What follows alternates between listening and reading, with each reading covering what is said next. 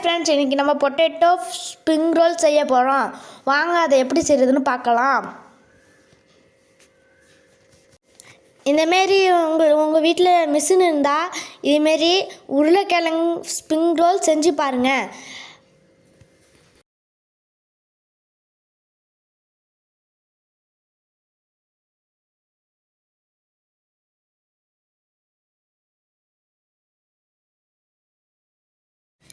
இந்த மாதிரி ஸ்டிக்கில் பொட்டேட்டோவை சொருவி கட் பண்ணி ஸ்ப்ரிங் ரோலில் செய்யணும்.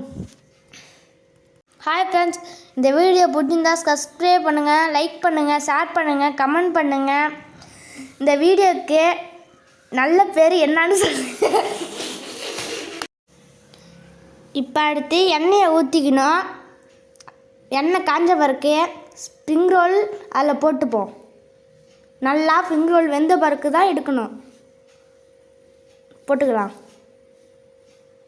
போட்டாச்சு. இப்போ ஸ்ப்ரிங் ரோலை இப்போ அடுத்து நல்லா வேக விடணும். அதை இப்போ நல்லா ஸ்ப்ரிங் ரோல் வெந்துக்கிட்டு இருக்கு. இன்னும் ஒரு ஸ்ப்ரிங் ரோல் 2 ஸ்ப்ரிங் ரோல் போடுவோம். 2 ஸ்ப்ரிங் ரோலையும் போட்டாச்சு.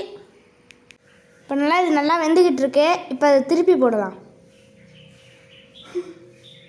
எண்ணெயை நல்லா வெந்துருச்சு. இப்போ எல்லாத்தையும் சுட்டு எண்ணெயை கொட்டிட்டு இதில் போட்டுருவோம். நல்லா வெந்துருச்சு. போட்டுடலாம்.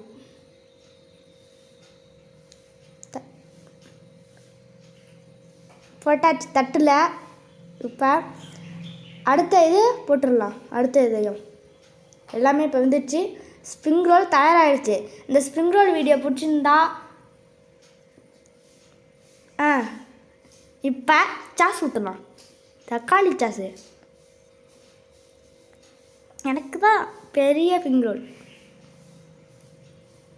நல்லா ஊற்றாச்சு. செம்மையாக இருக்குது பார்க்கவே. வேறு லெவலுங்க, வேறு லெவலு. சாப்பிடவே டேஸ்ட்டாக இருக்குது.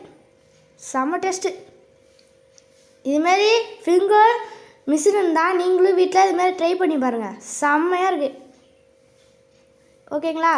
பாய்.